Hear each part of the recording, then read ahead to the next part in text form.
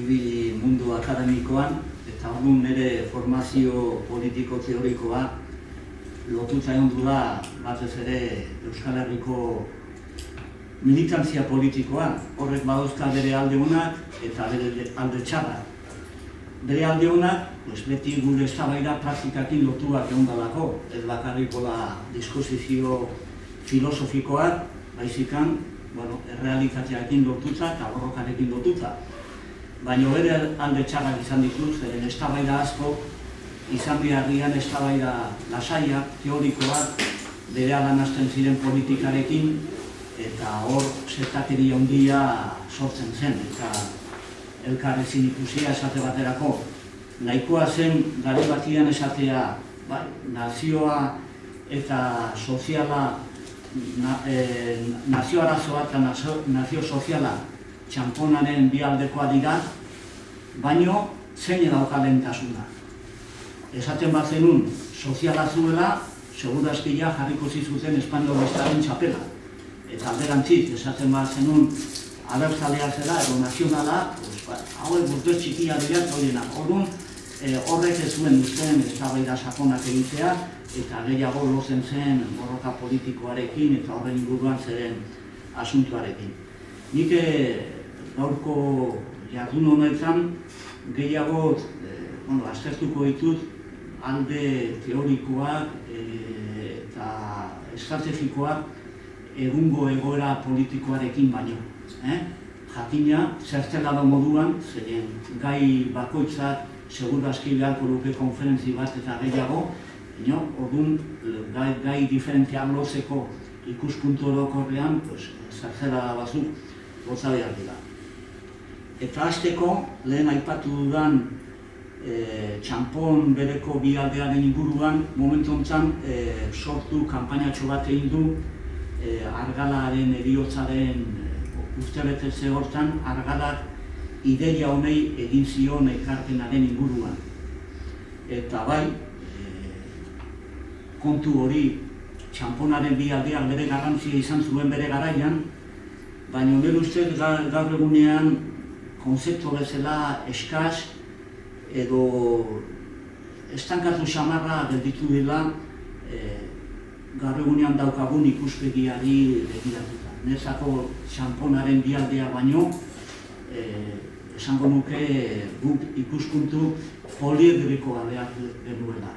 Alegian, arazo hortan gauza gehiago sartu eta horren inguruan emantzipazio proiektu oso bat egitea. Garai hartan bazaukan bere arazoa, arrazoia, alde batetik gai sozialak eta nazionalak sartzen ziren eta politikakin lotutara zeuden, eta alde batetik zeudelako bi movimentu historiko oso potenteak, nazio askapenerako movimentua eta langile movimentua. Eta movimentu horiek Euskal Herrian garrantzi handia zaukaten, eta gainera politikaren historia dira, nola esango nuke, baina modernitatearekin lotutako bi movimentu historikoa. Lehenengo bi irautza, frantsesa, amerikanoak eto dira batez ere irautza demokratiko nazionalista, eta irautza sovietikoa da, irautza batez ere soziala. Gero sartzen dira horienak. Baina momentu gaur egunean, zentzu poliedriko hortan gehiago sartzen da transbertalitasunaren idea hori. Gai diferentiak nola sarean sortu, eta horrei ikuspegi orokor bat eman. Alternatiban horri sozialismo multinazionala deitzen diogu, baina hori da deitzeko modu bat. Importantzia da proiektu hori nola sartzen den. Eta nezako garbi dago Euskal Herriko eraikuntza nazionala demokratikoa, ezkerreko edo sozialista, ekologiko sostengarria, ikuspuntu feministatik emantzipatzailea eta proiektu internazionalista izango duena. Eta horre denak korpus bat osatzen du irudi geometrikoa duen prozesu bat. Eta gainera, horrek gainera moztutzen du gare batian hortzen zen tentazioa gauzak etapetan ikusteko. Lehendabiziko gauza bat, gero beste gauza bat, eta hemen gauza elkarlotua daudenez, interazioa eta borroka desberdinen komunean dutzena elkartzea izango ditzake. Gaur eguneko Euskal Herria hortan, nundik norako estrategia eramateko. Esan behar dut ikuspuntu hau ez dela gauza naturala edo espontaneaki sortzen dena. Esango nuke, Marezek izan zen Hego Ameriketako marxista ezagun bat, eta harren metafora mailekatuz esango nuke proiektu hau eraikuntza heroiko bat dela. Oso konplexua eta zentzu handiz arinkatu beharrekoa. Ez bada gauza bat, espontaneoki sortuko den gauza bat, baizik eta ikuspegi global bat, lanketa handia eta imaginazio handia beharko duena. Izan ere, zailtasuna ez da gaur egunekoa, historikoki datorrenean. Euskal Herrian behar ikusten dugu, hasieratik 20. mendean, sozialismoa eta nazionalismoa edo abertzaletasuna bi movimentu historiko horiek uztartu ezinak zirela. Edo bata zinan, edo bestian zinan. Imposible izatea gauza biren sintesis bat. Horren proiektua zian, PNU alde batetik eta SOE bestetik. Gero momentu jakin batean sortu ziren beste bilakaera, ANV zen garai hartan ezker-ezkerpetzoa, baizikan gehiago progresista republikanoa abertzalea. Eta gero Partio Komunista ekarri zuelako ere Rusiatik zetorren autodeterminazioa eskubidearen aldarrika. Hori ja aurrerapen bat izan zen. Baina hala ere zen nahikoa, eta batez ere Partio Komunistaren aldetik arazo askorekin. Porque gehienetan, batez ere gerra zibilian, pasionariak eta horiek, nahiz eta autodeterminazioa teorian definitu oso patriota espainiarra ziren. Eta errepublika ere, nola esan nuke, borroka patriotiko espainola bezala aldarrikatu zuten fascista eta nazioen inguruan. Eta gero dira emaitza historikoa. Hor daukagu Irlanda, independentzia lortu, baina azkenian gobernu eta gizarte elizkoia, eskubitarra eta terriblea, alde hortatik. Hori barne gatazka baten inguruan gertatu zen. Alegia, askatasun sozialan nahi zutenak txikituak izan ziren, eta horren emaitza izan zen urtetan Irlanda eskubitar eta katolikori. Eta Jugoslavian Federazioaren desegiteakin ikusi genuen.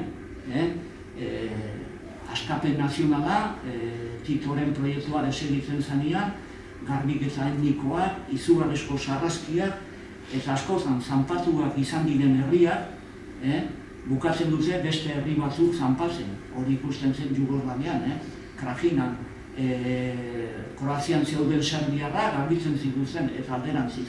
Orduan, ezen gauza bat zola automatikoa edo erresa alde horzatik. Eta gero ikusi dugu ere, ezkerraren ikuspuntutik ere berdin. Esate baterako, sozialistak gerra zibile arte ez zuten onartu autonomia estatutua. Barientzako langileen batasuna eta Espainien batasuna gauza bera ziren. Eta gero, Sovietis batasunan ere, hasieran eman bazioten ere nazio arazoari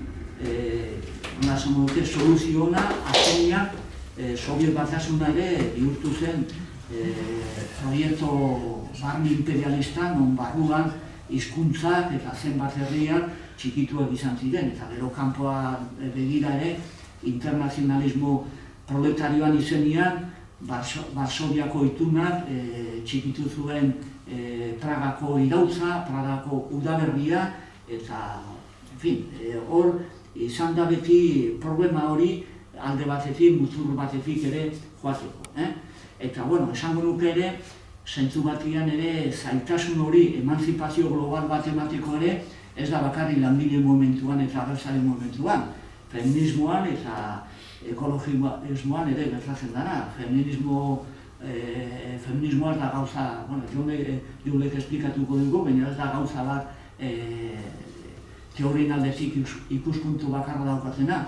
Hor daude gaur egunean feminismo postkolonialak, zeren Europako feministei kritika gogorrak egiten direnak, o Frantzian izugarrizko eztabaida dago txadorraren inguruan nola uztartzen den feminismoa eta jatorri eta identitate musulmanarekin, eta ekologismoan ere badaude kapitalismo berdearen inguruan sinisten dutena. Orduan, gauza hori emantzipazio nazionala, soziala, feminismoa, eta hori nahi ikuspuntu emantzipatzaile batetik planteatzeko, hau ariketa konplexua da, zaila eta landu beharrekoa. Nire ustez hori behintzat oso gauza garbia da. Baina, esan beharka nuke, eta igual nabardura izango da, komponente desberdinen arteko horren nola eskola zimendua antikapitalismoa izan behar dalako. Zergatik, arazo guzie horien aurrean beti komponente tosiko bat kapitalismoa da. Nazioaren inguruan, emakumeen inguruan, ekologismoaren inguruan, gauza guzien atzian, komponente hori daude arazo guzietan barnuan.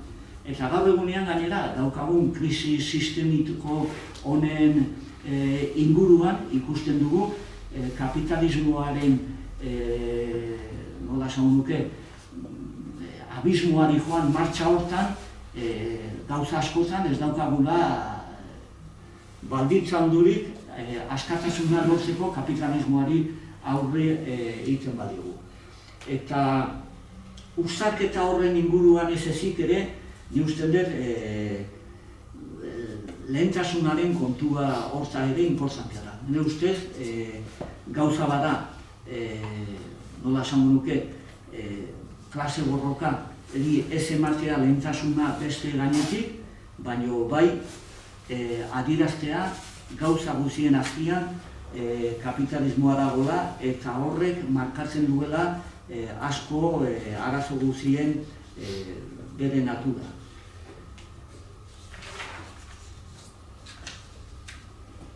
Bueno, beste gauza bat esango nuke eta hau igual partikularra, zergatik Euskal Herrian ezkertiarrauk izan behar dugu abertzale. Bere nazioa egituratua daukatenak edo nazio arazoa ez duten tokietan erresa ez, baina normalagoa da izatea, ni internazionalista naiz eta paso egiten dut nazio arazotik. Baina nik usten dut hori herri zanpatuaren baitan hori lelokegi bat dela. Eta askozan, ezkertiar asko bildurra izan diote abertzale konzeptu hori. Eta nezako hori, bildur hori ez da logikoena, eta gainera ikusi dugu zenbat munduan tokitan bi gauza horiek lotu zitekela, esate baterako Ho Chi Minh Bea komunista zen, baina abertzalea ere bai. Eta egia da, garai batian Marxek izan zuela langileriak ez zuela aberririk, eta horrek esan nahi zuen normalian aberrian izenian langileria gerretara eramatzen zutela burgesiaren alde borrokatzera, eta horrek ematen zion zentzua, baina heldi berian ere Kubako irauzak eta horienak aberria eta heriozaren oihuaren inguruan proiektu nazional eta soziala uztartu izan da. Eta horregatik, nik ustean dut ere, ezkerrak baduela zer ikusterik eraikuntza nazionalarekin. Hau ere ez da gauza erresa izan, ezkerraren baitan, normalian teoriko marxistak eta horiek zapalkuntzaren kontra agertu dira, ez da zanpatu behar nazioa eta horienak, baina ez da gure zeregina nazioa bultzatzea edo nazioa eraikitzea. Bakarrik, austro-marxistak, alegian marxismoaren barruko sektore partikular batek landu zuen nazioa eta sozialismoaren aldeko hori. Eta nik usten dut horiek egin zutela aportazio polita, baina izan da gehiago estezio bat normaltasuna baino. Gure aldetik bentsat, hau oso garbi ikasi dugu, eta alde hortatik aldarrikatzen dugu, Euskal Herrian proiektu nazionalaren aldeko estrategia behar dugula, guk, Espainiak eta Frantziak ez bezala, ez daukagulako nazioa osatzeko estado bat. Frantziak irautzaren bitartez eta Espainiak batez ere 20. mendean eta frantzismoarekin lortu zuten behintzat bere estado nazionala osatzea. Eta guk behintzat ez dugu hori lortu. Eta gainera esan behar dugu Espainiar nazio eraikuntza hori edo horrek aukera gutxi usten diola Euskal Herria edo Katalunia bezalako proiektu nazionalai. Zergatik, naiz eta proiektu nazional espainola diferentiak izan, ez da berdina liberalena edo frankistena, denak mantendu dute hor, esango duke zutabe batzu, esate baterako, batzu zan asimilazioa bultzatu dute eta beste batzu zan bazterketa. Espainiko batasuna, Moro, Egipto eta Juduen bazterketakin hasi zen. Kanpora bota zituzten, Espainiar tasunarekin bat egiten ez zutelako, eta alderantzik beste kasutan Espainia aurrekoak omen ginen Euskaldunak eta horienak horiek asimilatu behar izan asimilazioa bultzatu dute Espainiar tasunaren horren inguruan. Republika garaian posible izan zen horri buelta emateko, baina azkenian esan gertatu arrazoi askorengatik, alde batetik ere frankismoa irabazi zuelako, baina baita ere Errepublikaren proiektuan ez zegoelako proiektu multinazionala eta plurinazionala hau esan da, eta gainera Afrikako Marrokozen egin zuten hankasartzea bidea eman zion ere gerra zibilerako. Eta diktaduran garaian egia da, frankismoaren kontra, sortu zala hola nazioen aldeko ikuspegi bat, autodeterminazioaren aldeko jarrera bat, baina hori transizioarekin ere bukatu zen. Berehala bukatu zen, autodeterminazioa alde zeudenak ere baztertu zuten bigarren mailetara, errepublika bezala, eta transizioan gertatu zen horretan, autonomi estatutuaren proiektuan ez dago plurinaltasuna lortzeko aukerari. Laugarren aukera bat, posible, Podemosekoak esaten duten bezala, bueno, teorian dena da posible, baina nahi oso zaila iruditzen zait, ezinezkoa, egia esaten baldin badu, eta horren froga ikusi dugu Katalunia. Zer gertatu den, lehendabiziko nola esango nuke hemen, mugimendu nazional osoa, pakezalea, gehiengoa duena gizartearen barruan, eta horren aurrean estatuak esan diote hori ez dela posible. Eta bestaldetik ere badago beste ikuspuntu bat.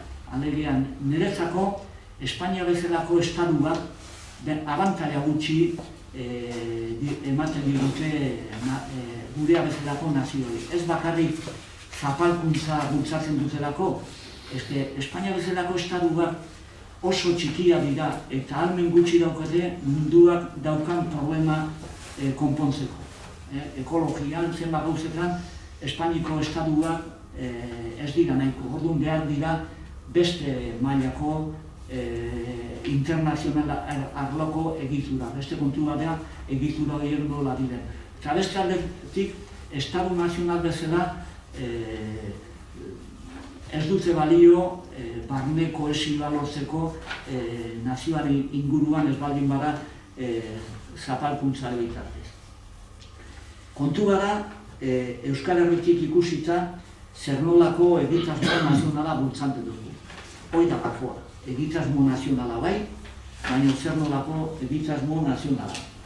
Eta ne usten dut, gure egitasmo nazionala, biziraupen nazionala bermatzearekin bat izan beharko duke egitasmo nazionala non ezkerreko programa oso bat gauzatzen den proiektu nazional bat.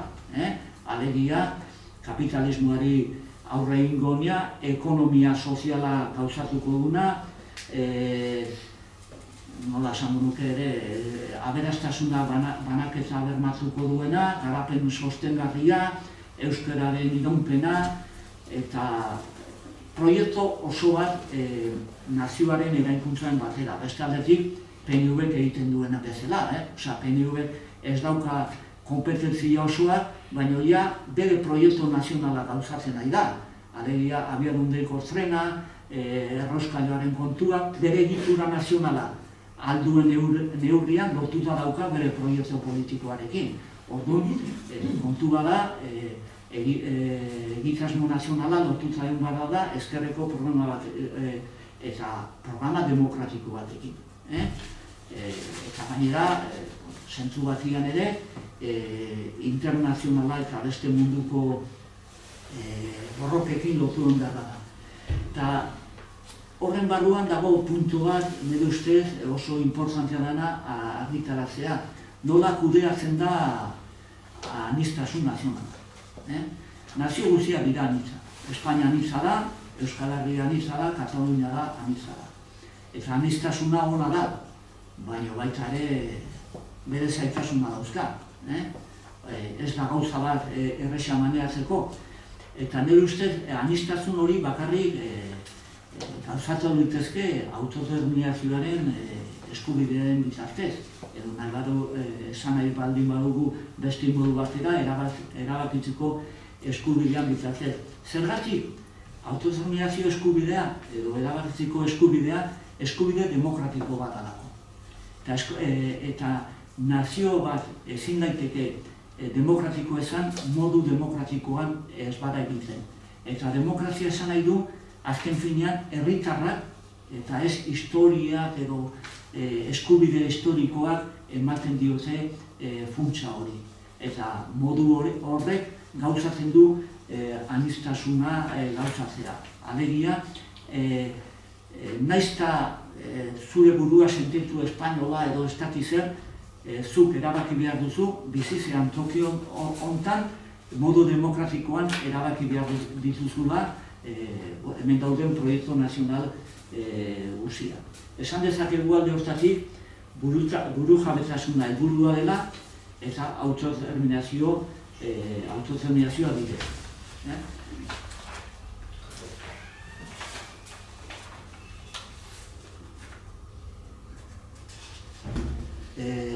Eta, bueno, aniztasunaren kontu honekin ere dago herrialdean arteko artikulazioa. Hemen nire ustez, azken urtetan aldaketa importante izan da. Handala ez gutxi arte, eta hor, askozan, batzen da Euskal Herritarroen garaian, eta hango ponentzien garaian, batzuk defendatu genuen, gaur egunean EH Bildu defendatzen duena. Alegia Euskal Herriko proiektuak, proiektu osoa, zazpi baten batuketa ezin dela egin gaur egunean antolatuta dauden hiru eremu desberdinak kontutan hartuta. Alegia, Euskal Herri proiektua ezin dela da preta-porten traje bat bezala egin, baizik sastrean egindakoa. Alegia, gure hanka luzegia baldin badira, hori kontuan izan beharko da, txapeta beste modu batian. Eta horregatik, defendatu genuen, Nafarroa, Euskal Herria, bere moduan eta bere abiaduran eta behar nahi zuten moduan artikulatu behar zirela Euskal Herri proiektua. Hori bai, gero pensatuz, azken finean bat egiteko asmoa. Eta gainera, hor badago idea demokratiko bat. Espainiko nazionalismoak esaten du Espainiak agintzen duela, eta orduan bere barneko herriak ez daukatela albiderik bere aldetik joateko. Obligatua daudela espainol izatea. Nazionalismo modu inposatzaile hori ez dator bat gure ikuspuntutik. Guk ezin diogu Nafarrei edo iparraldekoai esatea zuek euskalduna zeate eta kitxo, edo garai batian esaten zen bezala Nafarroa Euskadi da eta Nafarroan sartu elefantiak atxarradian bezala, kontuan hartu gabe toki horietan prozeso propioak eraman behar dutela. Eta ia bukatzeko, independentzia proiektu global horren barruan nola uztartzen da eta nola jokatzen da globalizazio garaia. Eta hau da, eztabaida bat,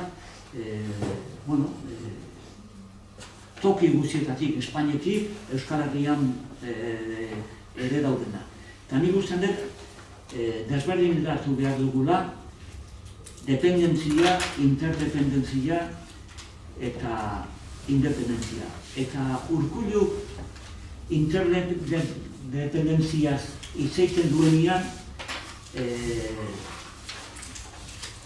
modu ustel batian egiten du. Berak esaten du, interdependentzia gara eta orduan gure aldetik ezin dira joan kontuan izan behar dugu Espainiko errealitatea eta denak.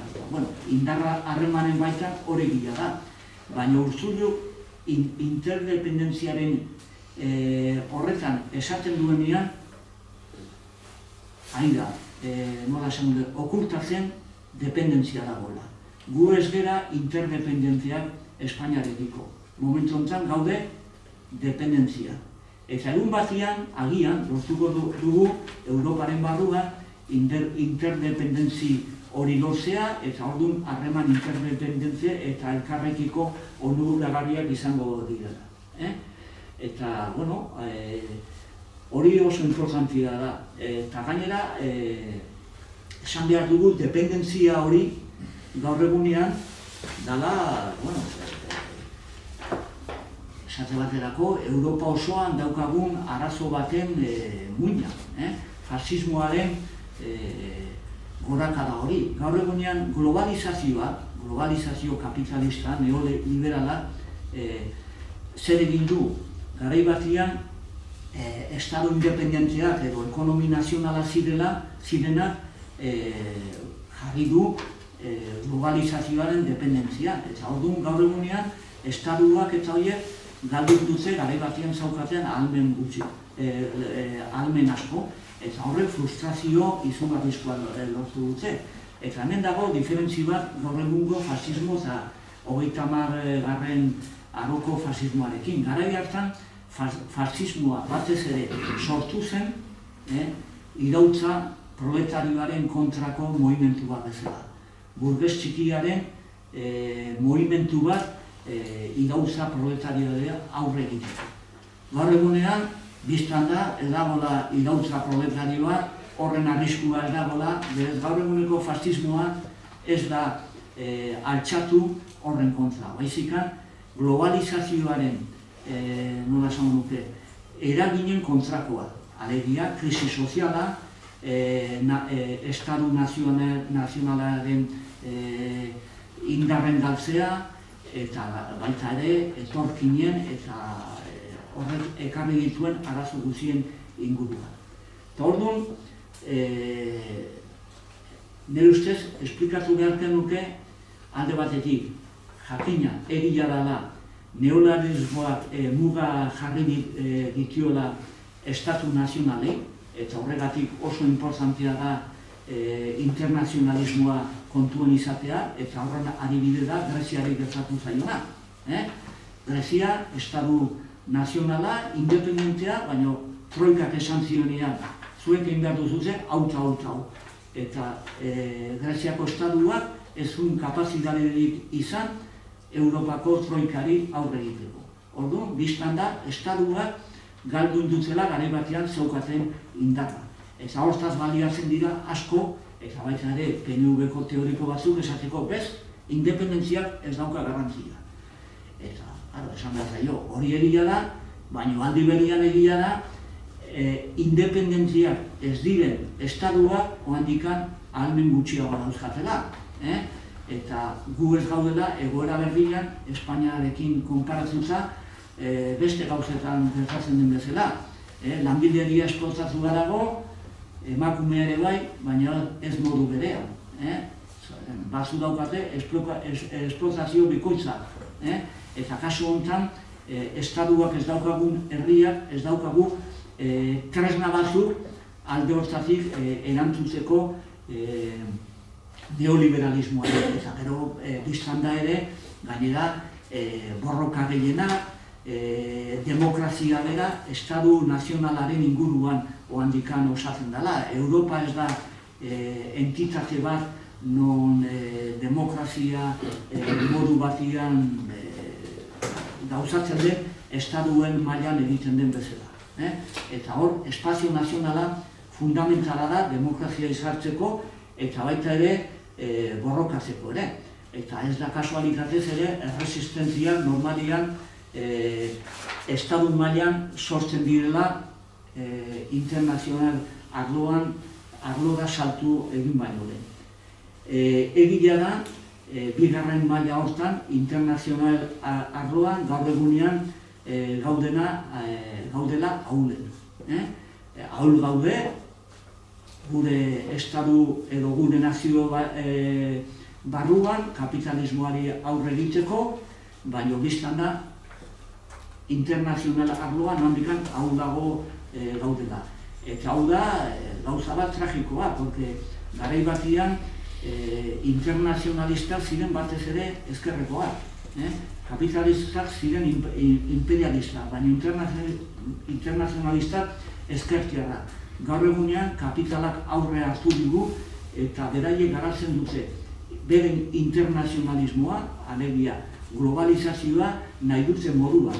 Eta gu gainera gaude hortan defensiban, esate baterako nezako tragikoa izan zen ikusirikan Grezian zer gertatzen ari zen Europako beste tokietan jendie saltzatzea Greziaren alde ikusi gabe Grezian gertatzen zana estadu guzientzako, langile guzientzako, hiritar guzientzako tragedia bat zela.